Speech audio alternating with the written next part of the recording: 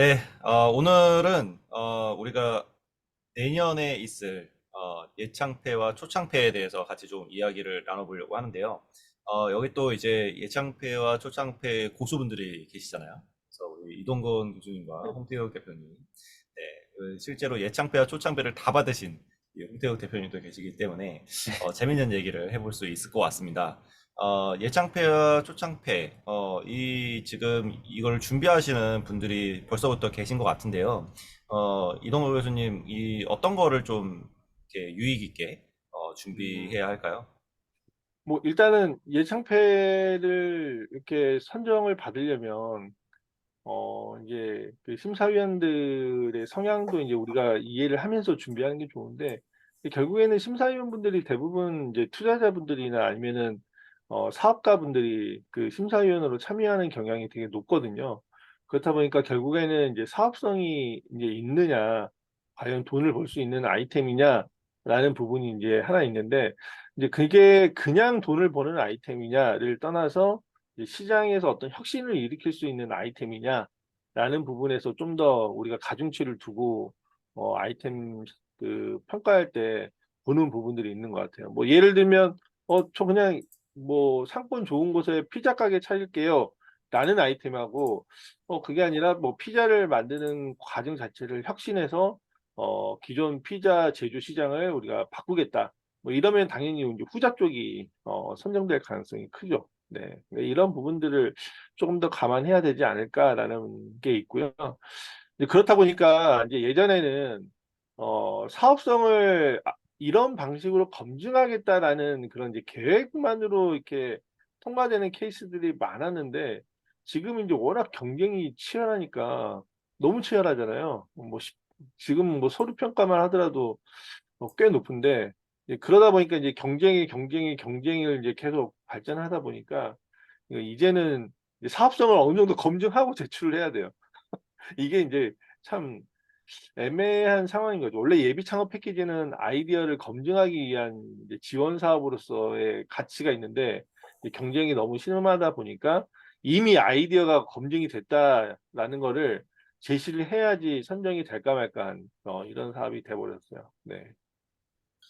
우리 태웅님은 예창패, 초창패 다 하셨잖아요. 네. 지금 초창 거의 끝나가고 있고, 이제 캠타도 합격하고, 이제 팁스도 준비하고 있고, 막 이제 네. 막 가도를 달려가고 있고, 투자도 받으시고, 이제, 음.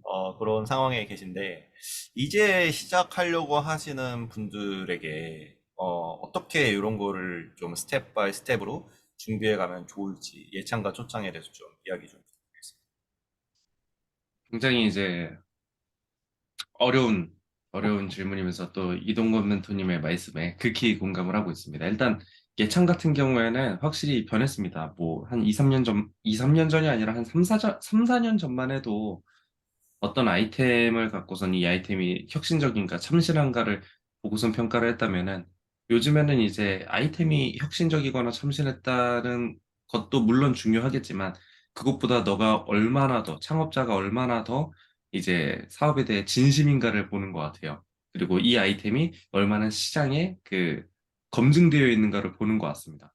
그래서 이제는 과거와 달리 이 아이템이 얼마나 좋은가 보다는 이미 몇 명이나 이 아이템에 대해 관심을 보였고, 아니면 얼마나 판매가 됐고, 그래서 나는 이걸 앞으로 이런 식으로 만들 거다라고까지 어느 정도의 그 근거들이 있어야지만 예창이 되는 것 같더라고요.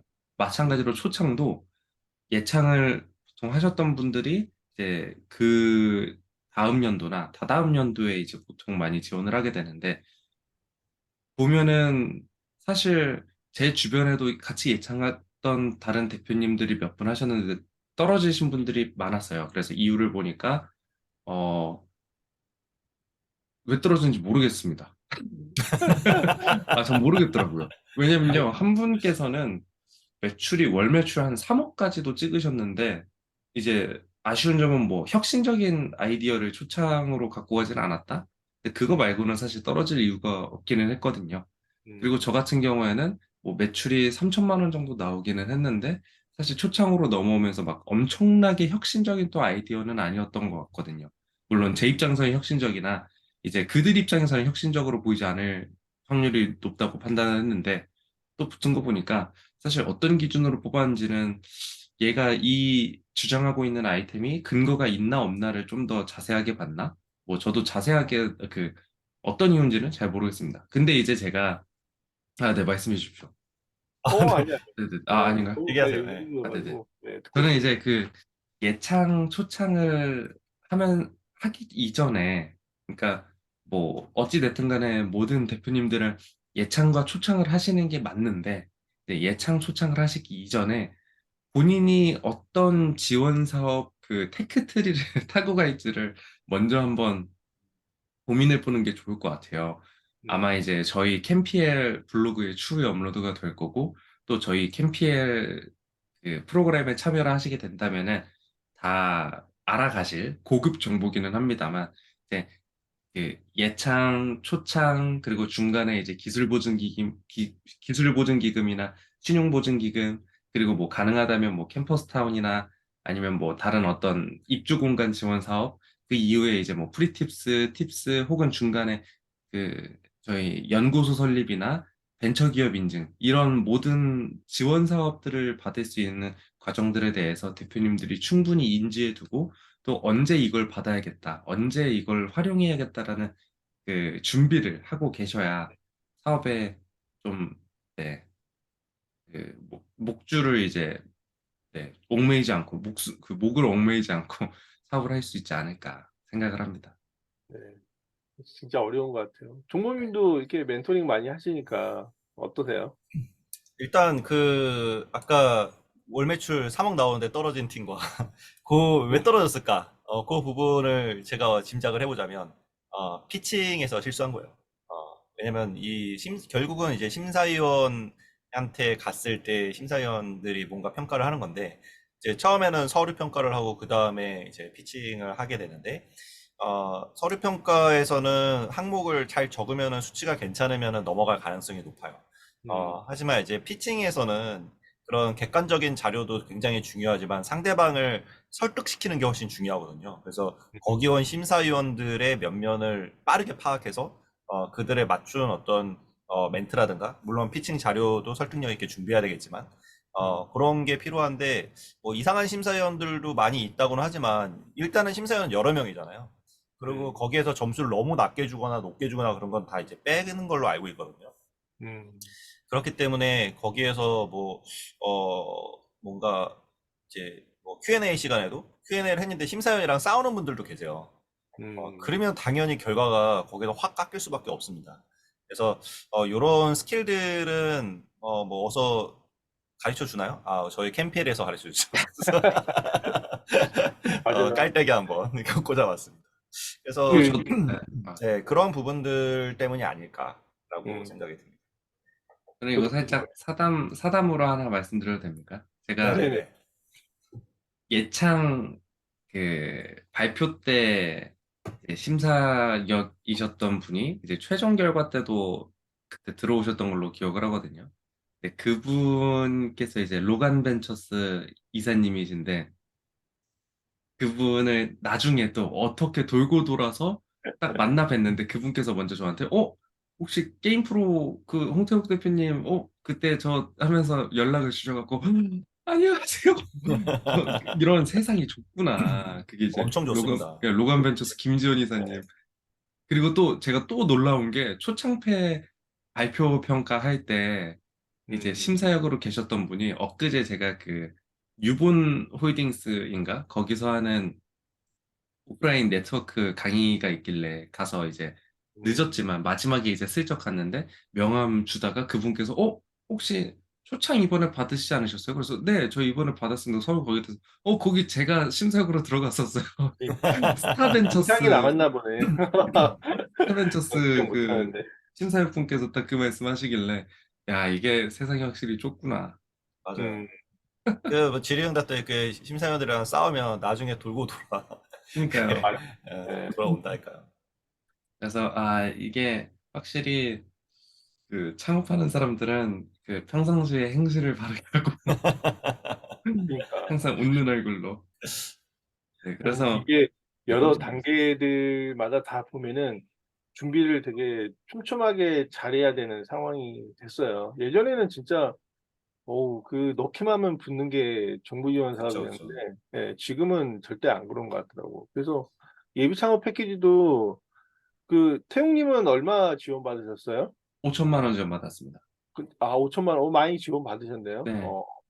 근데 그게 이제 예비 창업 패키지가 내년 또 2월 말이나 3월 초에 공고가 나가고, 이제 그때 이제 접수가 시작되는 거니까 사실 준비하려면은 늦어도 이제 9월부터는 이제 그죠? 준비를 9월부터는 해야죠. 해야죠. 네, 9월부터는 준비하면서 아이디어 디벨롭하고 그다음에 이제 고객 검증하고 해서 이제 그 과정을 이제 충분히 이제 준비해야지 이제 실제로 사업 계획서 쓸 때 아무리 논리적으로 아이템 매력적으로 쓴다고 해도 고객 검증한 내용이 안 들어가 있으면은 쉽지 않거든요. 그래서 그 부분이 참 지금부터 준비할 시기다라는 것들을 좀 네, 다른 분들도 아셔야 될 것 같아요, 진짜. 네.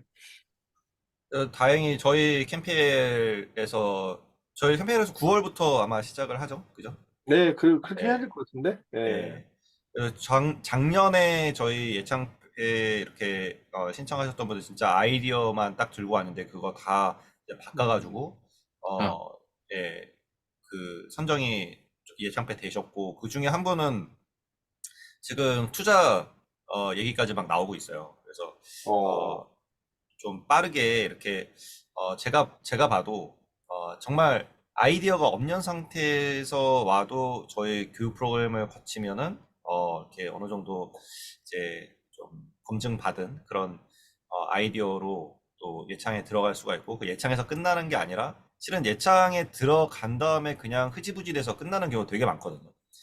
근데 그 정부에서도 항상 그거를 지적을 해요. 작년에도 그걸 지적을 해서 엑셀레이터나 이런 게 초창에도 예창에도 들어갔는데, 어, 그 지원금을 받았으면 창업을 해야 될 거 아니에요. 창업을 안 하고 그냥 먹고 끝나는 거예요. 이게 음, 뭐 상황이 어떻게 잘 안 돼서 그럴 가능성도 높지만, 이렇게 그 프로그램 자체가 이렇게 드라이브를 잘 못 걸어준 게 아니냐라고 해서 심사할 때부터 작년부터는 그런 거를 훨씬 더 많이 보는 것 같고, 그럼에도 불구하고 넥스트 준비가 안 돼서 중간에 이제 사업을 지속해가지 못하는 경우들이 지금 보니까 생기는 것 같은데, 음, 어, 그런 것들을 잘 좀 계획을 아까 홍세 대표가 얘기했던 것처럼 하기 전에 요 정부 지원 사업은 실행이 굉장히 중요하지만 이런 정부 지원금에 대해서는 준비하는 기간이 좀 많이 필요하지 않나라는 생각이 음, 들더라고요. 음. 그 말씀도 공감이 돼요. 그러니까 중간에 이제 드랍하는 팀들이 이제 많다라는 거잖아요. 저도 그런 것들을 곰곰이 생각을 해보면, 그러니까 이제 창업이라는 게 이제 처음 도전하시는 분들이 이제 많이 하는 게 예비 창업 패키지인데, 그게 그냥 이게 막연하게 창업해야 되겠다라고 생각을 하고 이제 준비하다가 우연찮게 이제 선정이 됐어요. 근데 막상 이제 그 과정을 이제 몸소 겪어보다 보니까 이건 아닌데? 라는 생각이 드시는 분들이 생각보다 많을 수도 있어요. 저는. 예. 그런 게 또 문제가 아닐까. 결국에는 이제 기업가 정신의 문제가 아닐까라는 생각도 좀 들고요. 맞아요. 자, 그런 이게 예. 보면은 제가 보니까는 그런 것 같아요. 이게 예산을 받으면 그 음, 돈으로 뭐 인건비로 쓸 수 있는 건 얼마 안 되고 대부분 다 시제품 만드는 데 사용을 하잖아요. 근데 맞아요. 이 시제품을 나는 이 시제품을 만들면은 대박 날 거야라고 생각을 했는데 막상 시제품 만드는 과정도 너무 힘들고 만들고 나서 딱 내놨는데 사람들 반응이 없어. 이제 그때부터 멘붕이 오는 거야. 아, 이게 쉬운 게 아니구나. 그러면서 포기하는 경우도 있는 것 같고. 그래서 어떻게 보면 예비 창업자 분들뿐만 아니라 저희 초기 창업자 분들께서도 저희 캠피엘 강의를 프로그램을 들으시면 굉장히 큰 도움이 되시지 않을까. 저 오늘 안 너무 그래도 빨대 꽂다 우리 쫓겨나겠다. 아, 한번 빨대 꽂는 뭐 컨텐츠도 있어야죠. 예, 아니 왜냐면요 이게 나름 괜찮은 게 뭐 두 멘토님께는 제가 지난번에 말씀드렸지만 저희 김 대표님 저희 그 게임 만드셨던 분 네, 성함을 어, 술로 말씀드리긴 그렇고 김 대표님 게임 만드셨던 거 네, 기억나십니까? 기억나요. 지원 사업 이번에 뭐 지난번에 1,500만 원, 500만 원 받아서 2천만 원 받아갖고 그걸로 음, 이제 계속 사업하고 계시고 계십니다. 그래서 제가 틈틈이 대단하다. 지원 사업 보내드리고 빨리 사업 계획서 수정해서 내놓어라. 그래야지 피드백을 드리지 않냐. 그렇게 음, 말씀을 드리고 있거든요. 네. 아무튼 좋네. 네, 뭐 그런 거는 자신 있습니다. 그 예비 창업 패키지 5천 받아서 태웅님은 어떻게 쓰셨어요? 저는요, 5천만 원 받아서요, 거의 인건비 한 절반, 그리고 나머지 돈에서 광고비 절반, 그리고 나머지가 이제 짤짤이들로 시제품 개발하고, 뭐, 어, 특허 내고, 뭐, 그러네. 이런 거 했던 것 같습니다. 와, 진짜 큰 돈이네. 5천만 네. 원이면. 진짜 진짜, 5천만 원 내 돈으로 사업하려면 진짜 이거는 그러니까. 엄청난 그러니까. 근데 만약에 일. 그 돈 없었으면은 네, 스타트업 안 했습니다. 그러니까. 근데 그 인건비 책정할 때 태용님은 정작 못 가져가잖아요. 그렇죠. 태용님. 예창패 때는 네, 못 갖고 가죠. 초창패 때는 이제, 초창패 때도 못 갖고 가죠. 그렇지. 네. 근데 아, 이제, 그리고 네. 대표 대단해. 대표들. 네. 오히려 저는 제 모아둔 돈을 다 썼습니다. 네, 빨리 성공해서 빨리 엑시트하면 되지. 네. 입니다. 어. 근데 그 예비 창업 패키지 그 사업 계획서 작성할 때 네. 저는 이제 태용님 거 사업 계획서도 이제 되게 잘 작성했다라고 생각을 하는데 이제 본인은 작성할 때 이제 이거 나 예비 창업 패키지를 넣어야 되겠다라는 걸 언제 준비하기 시작했고 그리고 쓸 때는 이제 뭘 좀 많이 고민하시면서 쓰셨어요? 이거 자세하게 말씀드리면은 또 캠피엘 저희 수강 문의가 줄어들 수 있기 때문에 간단하게만 말씀드리면요.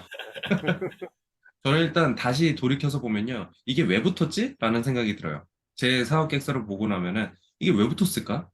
이게 다시 보니까 붙을 그게 아닌데 왜 붙었지? 라고 했는데 다시 이제 천천히 돌이켜 보면요. 다시 네, 사업 계획서를 읽어보면은 네. 정말 정성껏 썼어요.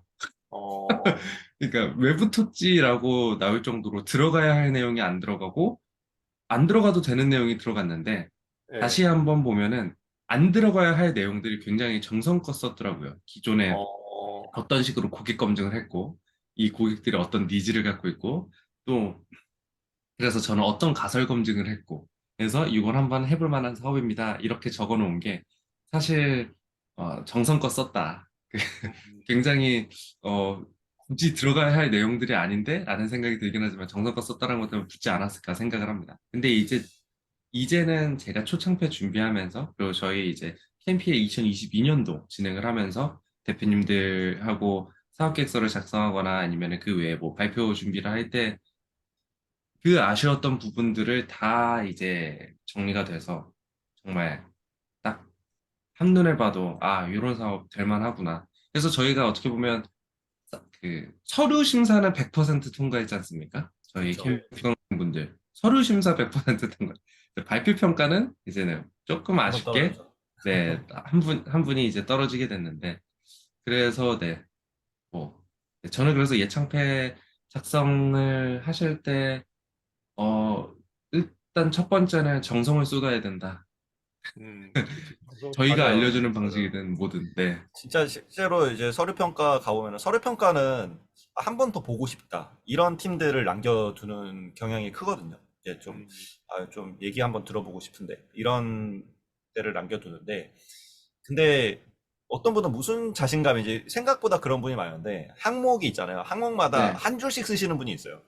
아, 그럼 뭐 떨어지는 거죠 뭐. 그렇죠.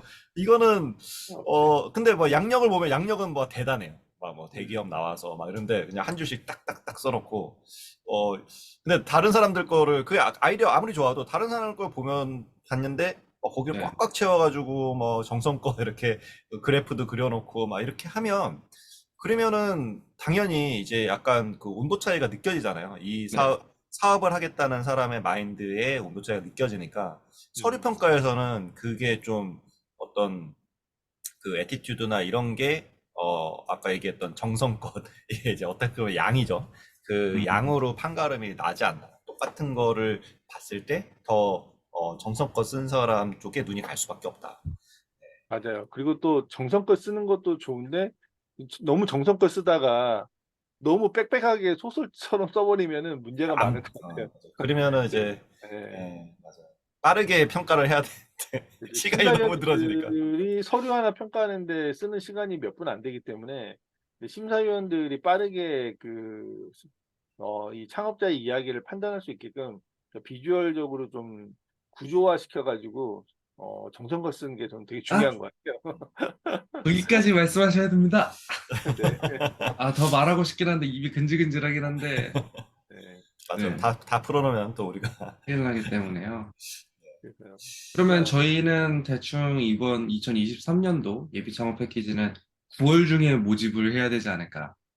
그렇죠. 네. 네네네. 네, 그래서 이제 9월 9월 중에 모집을 중에는 시작을 하고 이제 9월 중순에는 아마 네, 시작을 해야 할 거예요. 네. 중순 내지 말 왜냐면 이제 또 9월도 예비 창업자분들께서는 이르다고 생각하실 수도 있거든요.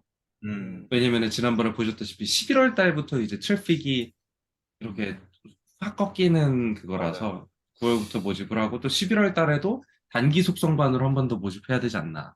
음. 음, 음. 중간에 들어오신 분들도 계셨는데 그때는 너무 이제 그걸 위한 그게 커리큘럼이 없다 보니까 실은 좀 맞아요. 어려웠죠. 네. 중간에 시작하면 우리도 그 스토리를 만드는 게 너무 어렵죠. 네, 이게 네, 시간이 필요한 거라서 시작하려면 빨리 준비해야지. 마지막에 뭐 갑자기 예창 접수 마감 한 달 전에 준비하겠습니다 그러면은 답 안 나오지. 네, 어느 정도 준비되어 있는 상태에서 들어오면 괜찮은데 아무것도 없는 상태에서 들어오면 이제 네. 그거는 답이 없죠. 쉽지 않아. 그 진짜. 하루에 한 번 멘토링 하면서 비싼 돈을 이제 저희는 주신다고 하면은 또 말리진 않습니다. 아, 좋네. 네. 네. 그래서 뭐 저희 이제 홈페이지도 어느 정도 만들어졌고 저희 카톡 커뮤니티도 살아있으니까요. 음, 얼마든지 캠피엘 검색하셔서 들어오시면 좋을 것 같습니다. 아마 네, 네이버하고 네. 구글에서 캠피엘 잡힐 겁니다. 어우, 멋지다. 네. 오늘은 네이버는 우리 안 얘기도 잡히네요. 많이 해, 네. 우리 얘기도 많이 했네, 생각보다. 다 그래서 태용님이 만드셨어요. 예, 그래서 저는 그냥 이 예비 창업 패키지랑 초기 창업 패키지를 바라보는 시각은 그런 것 같아요. 그러니까 지금 저희가 투자했던 그 스타트업 중에, 그러니까 이미 엑싯을 여러 번을 하신 분인데, 근데도 예비 창업 패키지를 이번에 이제 저희가 추천을 해가지고 이제 선정이 되시고, 그 다음에 이제 우리가 투자하고 하는 방식으로 했었는데, 근데 이제 거기도 그 대표가 그 얘기를 하더라고요. 뭐냐면은, 와, 이게 무슨 서류가 이렇게 많냐고. 그래서, 자기 진짜 이게 정부 지원 사업 이제 처음 해보는데, 이제 서류 작업이나 이런 게 많아서 좀 괴롭긴 하다.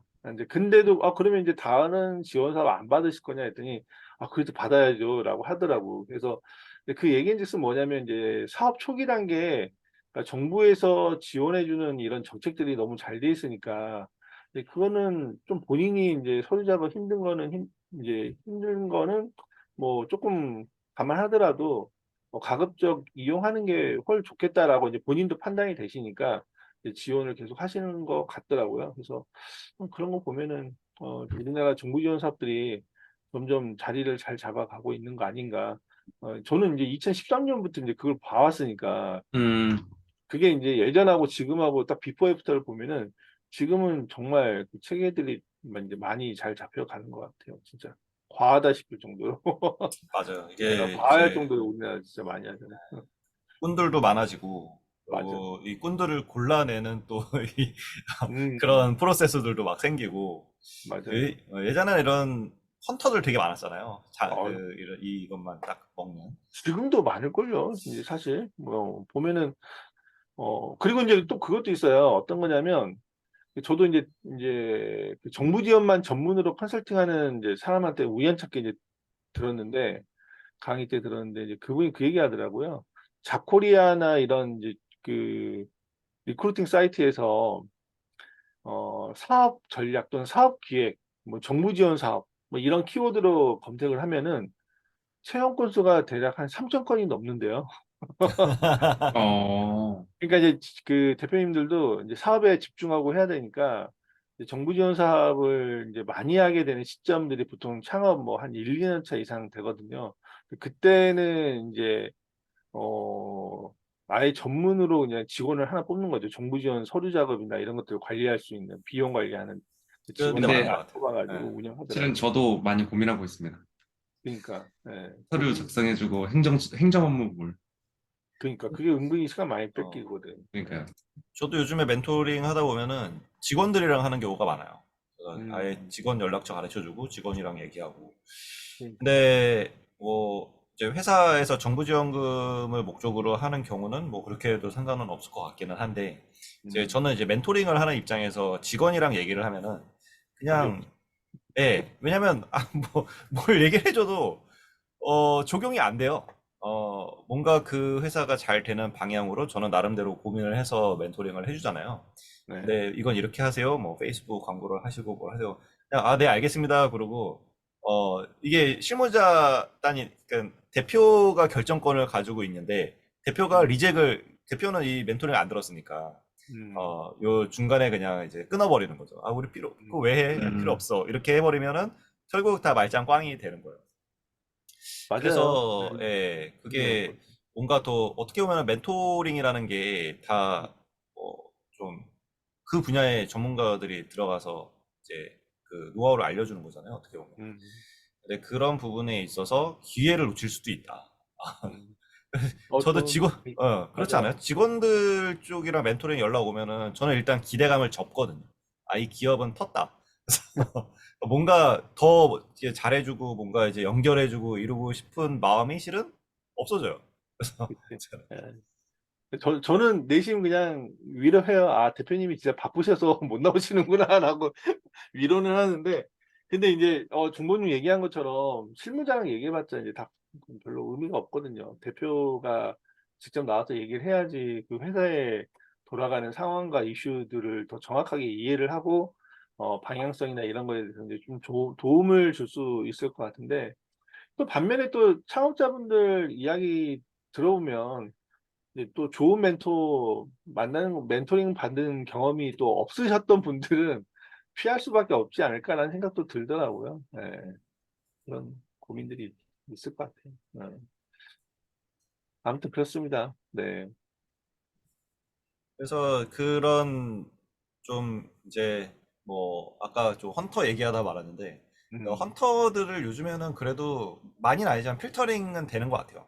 일단, 심사위원들이 어느 정도 알고 있어서 음, 그 사람이 이제 말하는 투라 아니면은 서류에 있는 내용이나 이런 거를 봤을 때 정부 지원금을 많이 받았는데 또 받는다라고 한다던가 음. 이런 경우는 거르더라고요 요즘에는. 예전에는 진짜 심했어요. 지금 진짜, 그러니까요. 어, 진짜 막, 저도 막 심사 몇 군데 가보면, 받은 사람이 여기 또 있네? 이런 거 예, 또 있네? 폐업하고 또 하고 폐업하고 또 하고. 그런 경우 많이 봤어요. 예. 그래서 사실 그 정부 지원 사업 많이 하는 팀들을 그렇게 좋게 보지는 않거든요. 왜냐면 너무 또 정부 지원 사업에만 올인하면 사실 또 그 테크트리가 있거든. 그 정부 지원 사업으로 연명할 수 있는 테크트리들이 있어가지고 그것만 하는 거예요. 그리고 또 얼마 전에 어떤 팀을 멘토링을 하는데 매출이 뭐 한 십몇 억이에요. 그래가지고 와, 이 회사 매출이 많네. 근데 막 고민이 있다 그러길래 막 이야기 들어보니까 매출도 있는데 왜 그러세요 했더니 뭐 그래서 매출 내역 자세하게 물어보니까 정부 과제를 또 매출로 요즘은 넣을 수 있기 때문에 와, 근데 어, 그러니까 한 15억 중에 매출 15억 중에 12억이 R&D 매출이야. 그래가지고 아, 그 얘기를 딱 듣는 순간 대표님 뭐 투자 유치고 뭐고 밸류에이션이고 뭐고 매출 15억을 그렇게 잡아가지고 밸류에이션 하시면은 쉽지 않다고. 밸류에이션 막 100억 막 이러는데, 뭐 R&D 과제 매출을 잡아가지고 밸류에이션에 반영한다는 게 말이 안 되죠. 예. 그런 것들은 좀 경계해야 되지 않을까라는 생각이 좀 들더라고요. 예, 진짜. 음, 생각해 보면은 뭐 어떻게든 서바이벌 하기 위해서 그렇게 했다고 보여지긴 하지만 시장은 냉정하잖아요. 그래서 맞아요. 그런 그, 부분도 맞아요. 결국은 제품과 서비스가 매력적이어서 팔려야 음, 그게 투자 유치건 뭐건 이어지는 것 같습니다. 아무튼 그렇습니다. 오케이. 오늘은 또 이렇게 네네. 예비창업, 창업 피켓이 얘기를 했는데, 사실 우리가 오늘은 이제 굉장히 브로드하게 얘기를 했잖아요. 나중에 이제 핀셋처럼 뭐 이게 딱 특정 그 파트를 이렇게 딱 섹션을 나눠가지고 깊게 얘기를 하면은 진짜 할 얘기들 많을 것 같아. 네. 얘기 많죠. 네.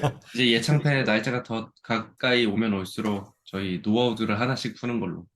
그 구독해주세요. 네. 네. 네,